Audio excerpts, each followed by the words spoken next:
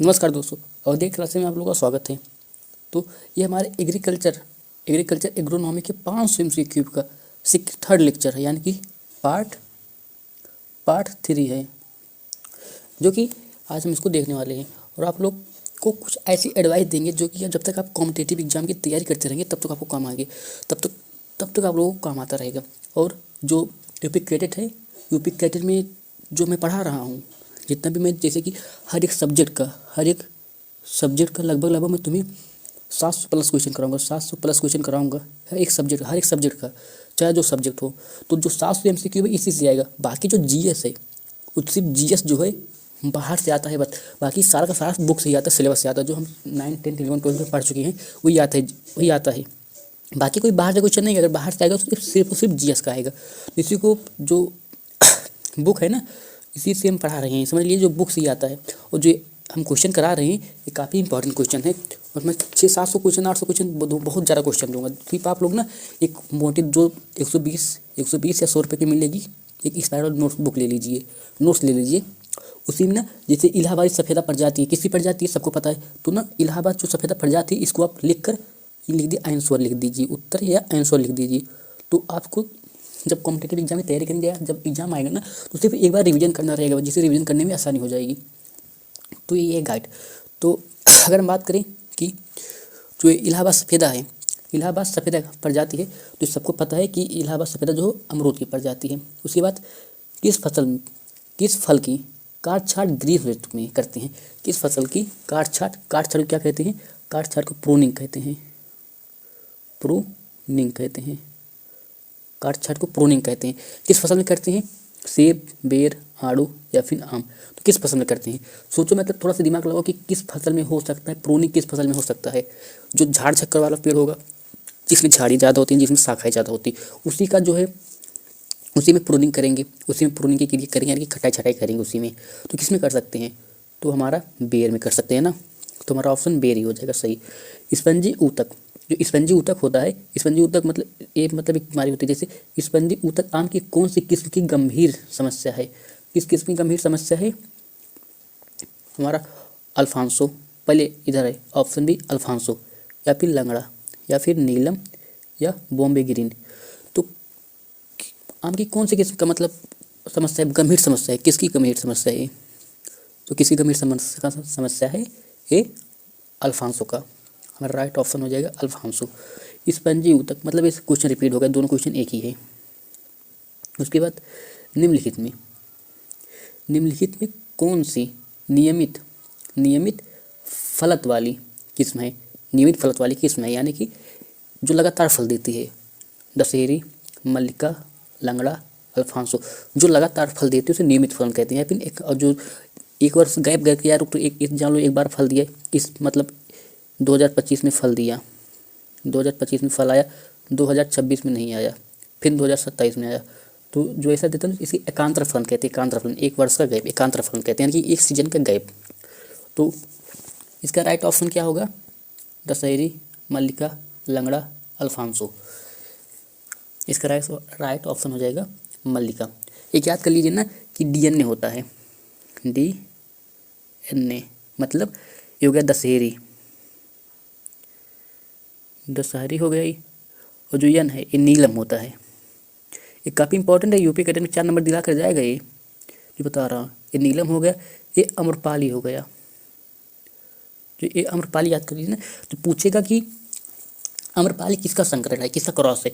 तो देखिए ये हुआ अम्रपाली। तो जो डीएनए है,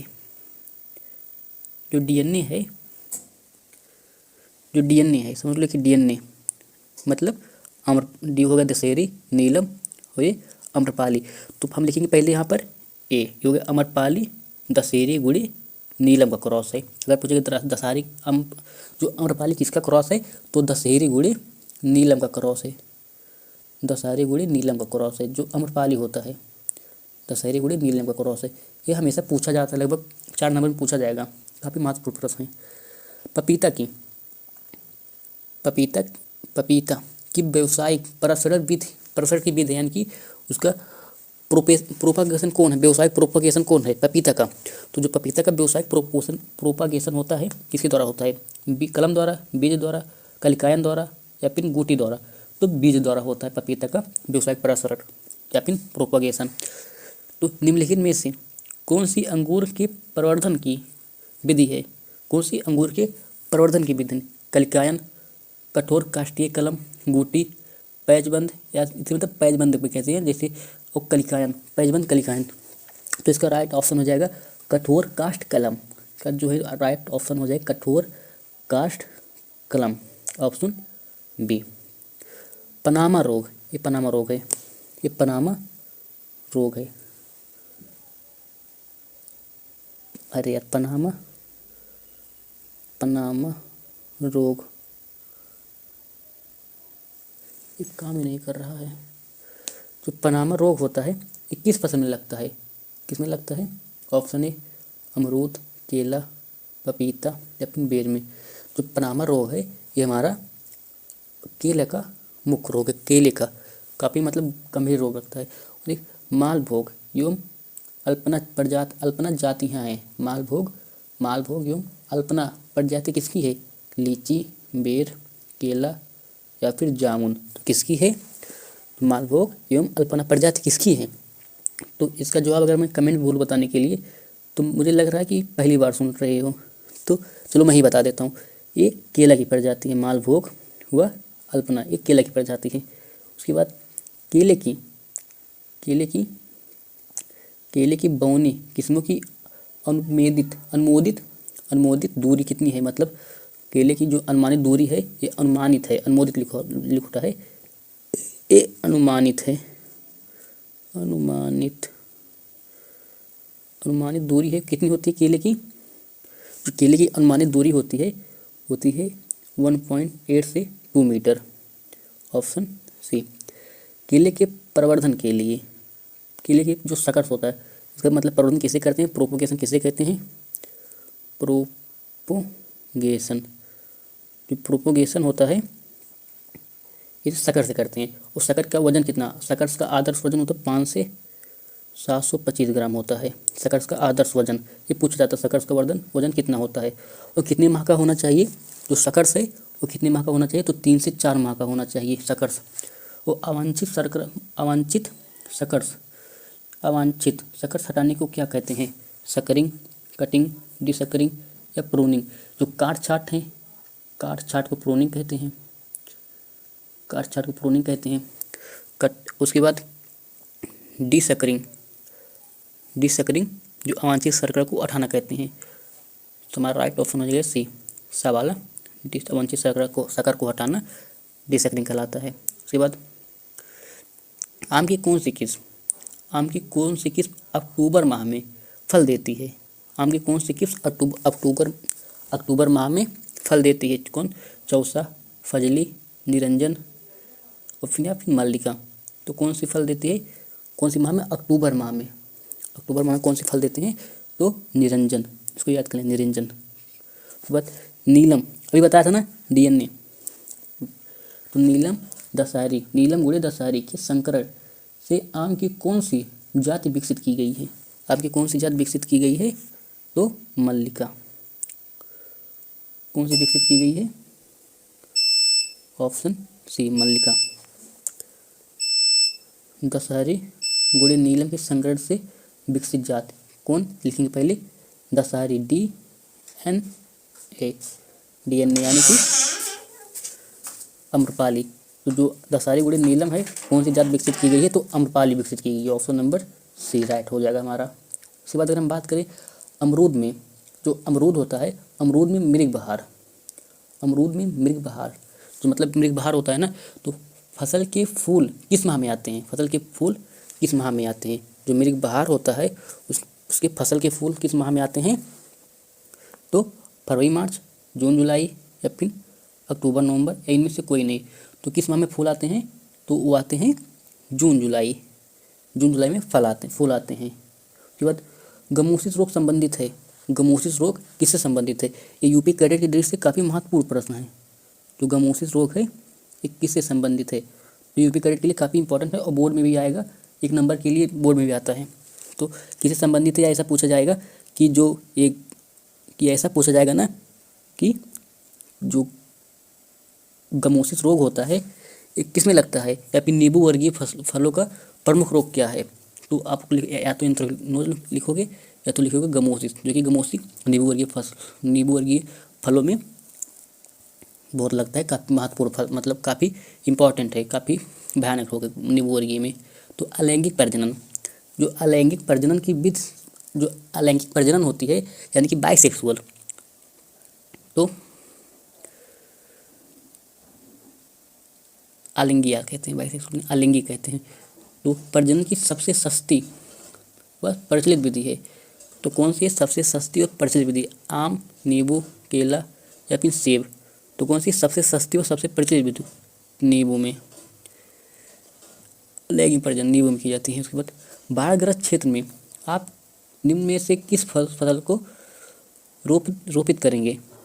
अगर जो हमारे यहाँ बाढ़ग्रस्त क्षेत्र होती है तो हम किस फसल को रोपित करेंगे, किस फसल, पपीते को, लीची, अमरूद या फिर आड़ू, किसको जो है रोपित करेंगे, तो लीची के पौधे को हम वहाँ पर रोपित करेंगे। पूसा नन्ना, ये काफ़ी महत्वपूर्ण वैरायटी है जो कि यूपी कैडेट में पूछा जाता है। पूसा नन्ना पूछा जाता है कि किसकी प्रजाति पूसा नन्ना, तो पूसा नन्ना नन्ना पपीता पूसा नन्ना पपीता की है। उसके बाद नींबू में सिट्रस कैंकर रोग का कारण है, नींबू में सिट्रस कैंकर रोग का कारण है फफूंद, बैक्टीरिया, निमेटोड या फिर कोई नहीं। तो कौन सा कारक है नींबू में कैंकर, सिट्रस कैंकर रोग का कारण है, तो ये बैक्टीरिया है, सिट्रस कैंकर बैक्टीरिया के कारण लगता है। उसके बाद आड़ू के पौधे होते हैं, आड़ू के पौधे तैयार करने के लिए कलिकायन विधि का उपयोग या फिर उपयुक्त समय है, यानी कि जो कलिकायन विधि से जब हम आड़ू में प्रोपोगेशन करते हैं या कलम करते हैं, तो मतलब जो कलिकायन विधि से जब करते हैं ना, तो उसका उपयुक्त समय कौन सा है, तो दिसंबर जनवरी, मई जून, जुलाई अगस्त या फिर वर्ष भर।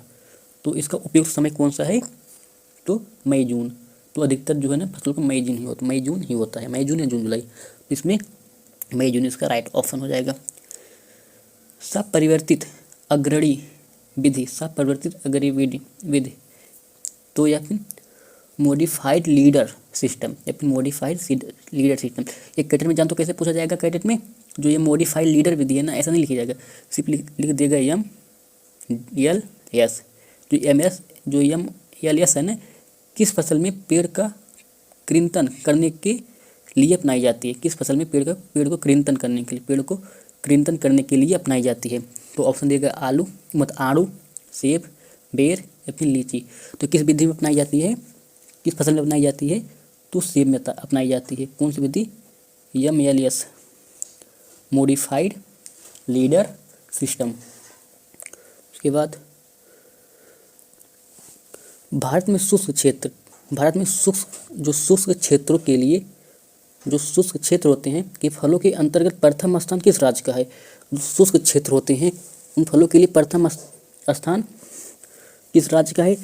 ऐसे सुनो, कहाँ पर सबसे ज़्यादा शुष्क क्षेत्र है, यानी कि कहाँ पर शुष्क है, शुष्क यानी कि रेगिस्तान कहाँ पर है, राजस्थान, शुष्क रेगिस्तान कहाँ, राजस्थान। तो मतलब यहाँ पर वो भी है नींबू, एक होता है ना सेंट्रल इंस्टीट्यूट और सब ट्रॉपिकल हॉर्टिकल्चर, ये कहाँ है, ये हमारा लखनऊ में है। ये कठिन पूछा जाता है कहाँ है, अपने ऐसे पूछा जाएगा। इसका डेफिनेशन, इसका मतलब फुल फॉर्म क्या होता है, CISH का फुल फॉर्म क्या होता है, ये होता है लखनऊ, मतलब सेंट्रल इंस्टीट्यूट सब ट्रॉपिकल हॉर्टिकल्चर। उसके बाद एक पूछा जाता है कि CAS पूछा जाता है, इसका क्या होता है, सेंट्रल इंस्टीट्यूट एरिड हॉर्टिकल्चर। तो एरिड हॉर्टिकल्चर कहाँ है, ये जोधपुर में है, राजस्थान में है। तो नेक्स्ट क्वेश्चन है हमारा, बीजू पौधे तैयार करने के लिए आम की गुठली कब बोते हैं। जो बीजू पौधे होते हैं उनकी बीजू पौधे तैयार करने के लिए आम की गुठली कब बोते हैं, जनवरी फरवरी में, जून जुलाई, मार्च अप्रैल या फिर नवंबर दिसंबर। तो कब बोते हैं जो बीजू पौधे तैयार करने के लिए, तो जून जुलाई में बोते हैं। आम में पाउडरी मिल्ड्यू रोग का कारण होता है, मतलब किसके कारण होता है, जो आम में पाउडरी मिल्ड्यू रोग होता है किसके कारण होता है, पक्सिनिया ग्रेमिनीज के कारण या फिर ओडियस मैंगीफेरा जीवाणु या विषाणु किसके कारण होता है, तो ओडियस मैंगीफेरी के कारण। और इसका क्या होता है, एक होता है ना कोयली रोग, आम का कोयली रोग, किसके लिए? CO2 के रिश्ते से। भट्टे से कितनी दूरी होनी चाहिए? तो भट्टे से लगभग लगभग 1 किलोमीटर दूर होनी चाहिए, 1 किलोमीटर दूर होना चाहिए आम का बगीचा। उसके बाद कलमी आम, कलमी आम कितने वर्ष में फल देने शुरू करता है, मतलब फल देना शुरू करता है? कलमी आम कितने वर्ष में फल देना शुरू करता है? 2 वर्ष, 4 से 5 वर्ष, 8 से 10 वर्ष या 15 वर्ष। तो कितने वर्ष में फूल शुरू करता है? तो जो गाँव में बोलते हैं कि जाओ 2 साल में फड़ेगा, या फिर 3 साल में फड़ने लगेगा, या तो 4 साल में फड़ने लगेगा। तो जो नर्सरी है, अगर उसमें जो है 3 वर्ष, अगर 3 वर्ष जो है नर्सरी में, अगर वो 3 वर्ष का पौधा रहा है तो वो अगले साल फल देने लगेगा चौथे साल में। अगर नर्सरी जो है मतलब 1 साल का पौधा है तो 3 से 4 वर्ष में फड़ने लगे, मतलब 4 से 5 वर्ष में फल देता है। और जब बेचने आते हैं क्या बोलते हैं कि 3 वर्ष में या फिर 2 वर्ष में, 2 वर्ष में गारंटी के साथ जो है ये फल देने लगेगा। तो ये रीज़न होता है कि जो कलम किए रहते हैं तो फल 3 से 5 वर्ष में देने लगते हैं। एंथ्रेक्नोज बीमारी किसमें लगती है? ये आम की भी बीमारी है, नींबू वर्गीय की बीमारी है, और अधिकतर कुछ फसलों में भी लगती है एंथ्रेक्नोज। तो बीमारी आम की किस जाति में सर्वाधिक लगती है? एंथ्रेक्नोज बीमारी आम की किस जाति में सर्वाधिक लगती है? ऑप्शन ए दशहरी, नीलम, लंगड़ा या फिर अल्फांसो। ये अल्फांसो लिखा है लेकिन अल्फांसो है। तो किस में अधिक लगती है? तो जो नीलम होता है, नीलम में सबसे अधिक लगता है एंथ्रेक्नोज, नीलम एंथ्रेक्नोज। आम की जो आम है, आम की फसल को सबसे अधिक हानि पहुंचाने वाला कीट है। आम की फसल को सबसे अधिक हानि पहुंचाने वाला कीट है चोपा, भुनगा, मिलीबग। मिलीबग सबसे अधिक काफी है तो क्या होगा? आम। चोपा तो मतलब जैसे दिख लो ना कि एक हो जाए भुनगा, तो सबसे अधिक आम की फसल में कौन मतलब हानि पहुंचाता है? तो भुनगा पहुंचाता है। आम की फसल में सबसे ज़्यादा हानि कौन पहुंचाता है? भुनगा पहुंचाता है। Option B. आम फल है क्या है? बेरी, ड्रूप, नट, सोसोसिस। तो बेरी, ड्रूप, तो कौन सा फल है या फिर नट? और ये बताइए एक किससे विकसित होता है? ये अंडाशय से विकसित होता है या फिर जो है ये अंडाशय से विकसित होता है कि पुष्प से विकसित होता है आम? ये बताइए। उसके बाद या तो यह बताइए कि यकृत फल है या फिर कि सत्य फल है? यकृत फल है कि सत्य फल है? आम। और दोनों में से किसी का पता तो आप बता दोगे कि वह पुष्प से विकसित होता है कि अंडाशय से विकसित होता है। तो एक कमेंट बताना कि मतलब आम कौन सा पौधा है। अगर तुम बता ले जाओगे ना तो तुम्हें कैटेट का नोट्स में फ्री में दे दूंगा, पूरा फ्री में दे दूंगा कैटेट का नोट्स। उसके बाद जो इसका क्वेश्चन है आम है, तो आम क्या है? आम है एक ड्रूप है, ड्रूप। आम क्या है? आम ड्रूप है। ड्रूप फल प्रकार का है, आम का फल ड्रूप है। और बेरी में ये बताना ना, अगर वो नहीं बता पाओगे तो बताना बेरी में कौन कौन से फल आते हैं? बेरी में कौन कौन से फल आते हैं? एक क्वेश्चन मार्क है। उसके बाद बताना नट में कौन कौन से फल आते हैं? इसके लिए क्वेश्चन मार्क है। और अगर ये बता दिए तो पक्का तुम्हारा कैटेट में 4 नंबर फिक्स है। और मैं तुम्हारे लिए कुछ ना कुछ जरूर करूँगा, मतलब कुछ ना कुछ तुम्हें प्रोवाइड कर, तुम बोल देना बस मुझे क्या चाहिए, तुम्हें प्रोवाइड करूँगा। उसके बाद अरे ऐसा कुछ मत मांग ले जो मैं दे ही ना पाऊँ, क्योंकि मैं भी एक स्टूडेंट हूँ। और एक बता देना एरिल किसका भाग, जो मतलब कौन से फल का भाग एरिल खाया जाता है? एरिल किस फल का भाग, किस फल का एरिल वाला भाग खाया जाता है? एरिल। तो इसको कमेंट बताना। अगर बता लेंगे तो कैटेट में तुम्हारा 4 नंबर फिक्स है। और कमेंट करना, कमेंट मतलब जितने लोग कमेंट करोगे ना, हर एक कमेंट पे रिप्लाई और लाइक जरूर मिलेगा आप लोगों को। उसके बाद सब्जी के लिए केले की प्रजाति है, सब्जी के लिए केले की प्रजाति है तो पुवन, राय केला, अमृत सागर या फिर चंपा। तो केले के लिए मतलब सब्जी के लिए सबसे केले की प्रजाति कौन है? सब्जी की प्रजाति कौन है? तो राय केला एक सब्जी की प्रजाति है। सेब में प्रूनिंग का उपयुक्त समय होता है। सेब में प्रूनिंग जो है ना, काट छांट, ये बेर में भी की जाती है, बेर में भी। और जो जो फ्लावर्स होते हैं, फ्लोरिकल्चर जो फूल होते हैं ना उसमें भी की जाती हैं। जैसे हो गया कि हमारा गुलदाउदी हो गया, और फिर रोज हो गया, गुलदाउदी हो गया, रोज हो गया, इन सब में की जाती है कि क्राइसेंथेमम हो गया, इन सब में ना वो की जाती है, प्रूनिंग की जाती है, काट छांट की जाती है। तो सेब में प्रूनिंग के उपयुक्त समय कौन सा है? तो सर्दी ऋतु का उपयुक्त समय है। Option B. सेब में परिवर्धन की सबसे उपयुक्त विधि है। सेब में परिवर्धन की सबसे उपयुक्त विधि कौन सी है? सेब में परिवर्धन की सबसे उपयुक्त विधि कौन सी है? कलिकायन, टंग ग्राफ्टिंग, वेट कलम या फिर क्राउन ग्राफ्टिंग। तो इसका राइट ऑप्शन हो जाएगा, राइट आंसर तो टंग ग्राफ्टिंग, ऑप्शन बी। लीची किस कुल का पौधा है? लीची किस कुल का पौधा है? लीची किस कुल का पौधा है? मुजेसी, ये मुजेसी है, मुसेसी नहीं मुजेसी है, ये मुजेसी, मुजेसी, मुजेसी, स्पिंडेसी, याद ना रहेगा, वह रोजेसी या फिर माइटेसिस, आए माइटेसी, माल्टेसी है यार, ये माल्टेसी, माल्टेसी, मिस प्रिंटिंग हो यहाँ पर। तो किस कुल का पौधा है? लीची। अगर लीची का बोटेनिकल नेम पता हो तो कमेंट करना ज़रा, बोटेनिकल नेम इसका क्या है, एक बार कमेंट करना। तो बोटेनिकल नेम देखो किसको किसको याद है। इसके बाद जो लीची का कुल होता है ना, ये सपेंडेंसी होता है, सपेंडेसी होता है। Option B. आम के अचार के लिए उपयुक्त प्रजाति है। आम के अचार के लिए उपयुक्त प्रजाति कौन सी है? लंगड़ा, राय केला, जो राम केला या फिर रोजेसी या फिर माइटेसी नहीं माल्टेसी है आम के अचार के लिए। तो इसमें तो जो है एक ही आम की प्रजाति दी, जैसे रोजेसी और माल्टेसी तो कुल है, ये जो राम केला है ना ये है राम केला।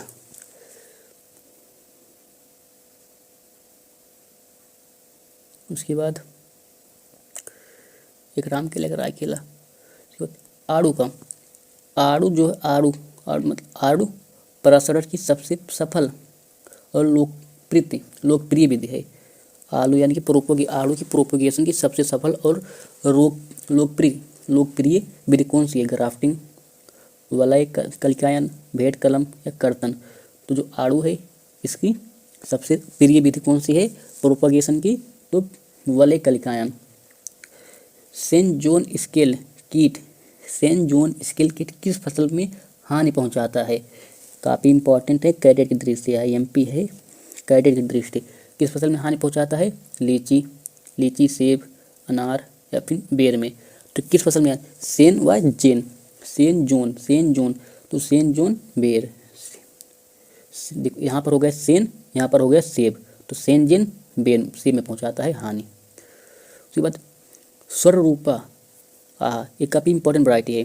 स्वररूपा देहरा रोज किस फसल की प्रजाति है?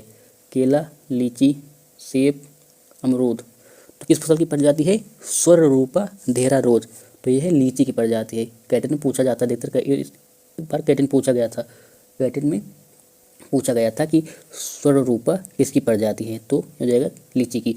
और पूछा जाता है कि लीची की प्रजाति लिखिए, कैटेन में आता है ना 2 नंबर में कि लीची उसका बोर्ड में आता है 2 नंबर में लीची की प्रजाति लिखिए, तो देहरा रोज या फिर स्वररूपा हो गया, सब लिख सकते हैं। उसके बाद पूसा मेजेस्टी, एक होता है पूसा नन्हा, एक होता पूसा नन्हा, एक होता है पूसा मेजेस्टी। तो पूसा मेजेस्टी तो किस फसल की प्रजाति है? जिससे पता है कि पूसा नन्हा जिसकी प्रजाति है पूसा नन्हा, जो पूसा नन्हा है जिसकी किस्म है ना उसी की किस्म ए भी है। तो इसका जवाब लोग कमेंट में दीजिए। क्वेश्चन नंबर 182 का आंसर कमेंट में। ये किसकी किस्म है? पूसा नन्हा किसकी थी, ये भी मैंने कराया। ये पूसा मेजेस्टी किसकी है? आड़ू में जो आड़ू होती है, आड़ू में कर्तन करने का समय कब होता है? जो आड़ू होता है इसमें कर्तन करने का समय, इसका जो होता है लोकप्रिय विधि कौन है? वलय कलिकायन है, वलय कलिकायन इसकी मतलब लोकप्रिय विधि। और कब की जाती है? तो ये की जाती है दिसंबर माह में की जाती है। और जो सेब में कर्तन कब की जाती है? सेब में की जाती है सर्दियों में। उसके बाद बेर में कब की जाती है? तो जो बेर में की जाती है, बेर में मई जून में की जाती है, बेर में मई जून में की जाती है, मई जून में। ये बात आम में मिलीबग कीट के नियंत्रण के लिए आम के नियंत्रण के लिए किस माह में तने को किस माह में तने पर ग्रीन वेंडिंग करनी चाहिए? किस माह में करनी चाहिए ग्रीन वेंडिंग? मार्च अप्रैल में, दिसंबर जनवरी में, जून जुलाई या फिर उपरोक्त में कोई नहीं। तो किस माह में करनी चाहिए, तो किस माह में करनी चाहिए, हमारी करनी चाहिए, अगर जो आप कमेंट में बोलो तो देने के लिए छोड़ जाएँ तो दिसंबर जनवरी में करनी चाहिए, दिसंबर और जनवरी में। तो लीची का पौधा लगाने के कितने वर्ष बाद फल देने लगता है, कितने वर्ष बाद फल देने लगता है। और जो कलम किया हुआ आम है, जो कलम किया हुआ आम है वो कितने दिन बाद फल देने, कितने वर्ष बाद फल देने लगता है, तो देता है 3 से 5 वर्ष में या फिर 4 से 5 वर्ष में, 4 से 5 वर्ष में फल देने लगता है जो कलम किया हुआ पौधा होता है। और लीची का पौधा लगाने के कितने वर्ष बाद फल देने लगता है, तो 2 वर्ष, 4 वर्ष, 8 वर्ष या फिर 10 वर्ष। कितने वर्ष बाद फल देने लगता है, तो 4 वर्ष बाद फल देने लगता है। 10 × 10 मीटर दूरी पर लगाए गए आम के बाग में प्रति हेक्टेयर कितने पेड़ होंगे, तो लगाए गए बाग में कितने हेक्टेयर फल होंगे। तो जैसे कि लगाए गए 1 हेक्टेयर में कितने, 1 हेक्टेयर में समझ लीजिए क्या है, तो 1 हेक्टेयर में कितने वर्ग मीटर होते हैं, तो 10,000 वर्ग मीटर होते हैं, 10,000 वर्ग मीटर होते हैं ना। R × P गुणे R × P, तो क्षेत्रफल बटे R × P तो कितना हो गया, तो समझ लीजिए क्षेत्रफल बटे R × P हम जब किए तो इसमें हो गया 10,000 बटे 10 × 10, तो 1 से 1 गया, 1 से 1 गया, तो कितने पौधे आए, 100 पौधे। कितने पौधे होंगे, तो 1 हेक्टेयर में 100 पौधे होंगे, तो ऑप्शन बी 100 पौधे। अमरूद की किस फसल के फल बड़े एवं स्वादिष्ट होते हैं। अमरूद की किस फसल के फल बड़े एवं स्वादिष्ट होते हैं। अम्बे बहार, मिर्ग बहार, बरसा बहार या फिर उपरोक्त सभी। किस फसल में सबसे मतलब स्वादिष्ट और बड़े होते हैं, तो जो मिर्ग बहार होता है, मिर्ग बहार के बड़े होते हैं। इसका फूल कब आता है, मिर्ग बहार में फूल कब आता है, इसका आंसर कमेंट में, क्योंकि अभी मैंने एक क्वेश्चन करा चुका हूँ कि इस मिर्ग बहार में, अमरूद में मिर्ग बहार में फूल कब आता है। उमरान काफ़ी इंपॉर्टेंट वैरायटी है, उमरान कैटेट में पूछा जाता है, कैटेट के लिए काफ़ी इंपॉर्टेंट वैरायटी है उमरान। तो जितना भी बता रहा हूँ या तो कहीं पर नोट कर लीजिए, या तो इसको रट्टा मान लीजिए, उमरान किसकी वैरायटी है। उसके बाद पपीता की बताई मैंने, इसका एक पूसा नन्हा, जब भी मैंने बताया कि याद कर लीजिए, पूसा नन्हा, एक पूसा मेजेस्टी, पपीता में काफ़ी इंपॉर्टेंट वैरायटी पपीता की। उसके बाद जो उमरान है ये बेर की किस्म है, उमरान एक बेर की किस्म है। उसके बाद पपीता की फसल खेती के लिए नर पौधों की संख्या हो सकते हैं। नर पौधे की संख्या कितने रखते हैं, तो नर पौधे की संख्या रखते हैं 20%, 10%, 5% या फिर 50%। तो नर, पहले देखिए नर व मादा का अनुपात पूछे, नर व मादा का अनुपात कितना लग सकते हैं, नर व मादा का अनुपात, तो नर 1%, नर 1:10 रखते हैं, यानी कि 10 मादा में 1 नर रहता है। और जो कुकुरबिट स्कूल होता है उसमें 1:15 होता है, वहाँ रेशियो 50 मतलब 15 होता है। या फिर अगर पूछे कि मादा और नर का अनुपात पूछे, या फिर मादा और नर का अनुपात पूछे, तो 10:1 हो जाएगा, यानी कि 10:1 हो जाएगा। उसके बाद अगर पूछा कुकुरबिट्स में मादा व नर का अनुपात पूछ रहा है, तो 15:1 ऐसा होता है। तो नर व मादा का मतलब डिग्री, पहले नर पूछा है कि पहले मादा पूछा है, तो इसका रेशियो हो जाएगा 10%। विटामिन सी उपयुक्त फल है, विटामिन सी मतलब का उपयुक्त फल कौन सा है, आंवला, अमरूद या फिर उपयुक्त दोनों, तो दोनों होता है, उपयुक्त दोनों हो जाएगा हमारा। उसके बाद फल उत्पन्न करने वाला हार्मोन्स है, फल उत्पन्न करने वाला हार्मोन्स है कौन, फ्लोरेजीन, मेलिंग, इथाइन या फिर उपरोक्त सभी। तो कौन सा है फल उत्पन्न करने वाला हार्मोन्स, फ्लोरेजीन है, फ्लोरेजीन होता है, यानी कि फल फ्लोरेजीन। एक अगर लीजिए थोड़ा सा यहाँ पर फ्लो मतलब फ्लोरेजीन, या फिर दोनों है यहाँ पर अगर देखें तो फा। तने और शाखाओं का ऊपरी भाग 2 पत्ती सहित तोड़ना चाहिए। क्या, तने और शाखाओं का ऊपरी भाग 2 पत्ती सहित तोड़ना चाहिए, कहलाता है पिचिंग, प्रूनिंग, बडिंग या फिर इनार्चिंग। तने और शाखाओं का ऊपरी भाग 2 पत्ती सहित तोड़ना चाहिए, क्या कहलाता है, तो ये पिचिंग कहलाता है। क्या, पिंचिंग कहलाता है। उसके बाद फूल में बिरलीकरण किसमें अपनाई जाती है? जो फूल में विरलीकरण किसमें अपनाई जाती है? केला, सेब, आम या पपीता? तो किसमें अपनाई जाती हैं? तो ये सेब में अपनाई जाती है विरलीकरण। पपेन एंजाइम किस फल से प्राप्त होता है? ये काफ़ी महत्वपूर्ण प्रश्न है। पूछा जाता है कि पपेन सबसे ज़्यादा किस फसल से, मतलब किस से प्राप्त होता है? पपेन किससे प्राप्त होता है? तो कोथिरी मोजेस्टी, पूसा मोजेस्टी से प्राप्त होता है ना, सबसे अधिक प्राप्त होता है।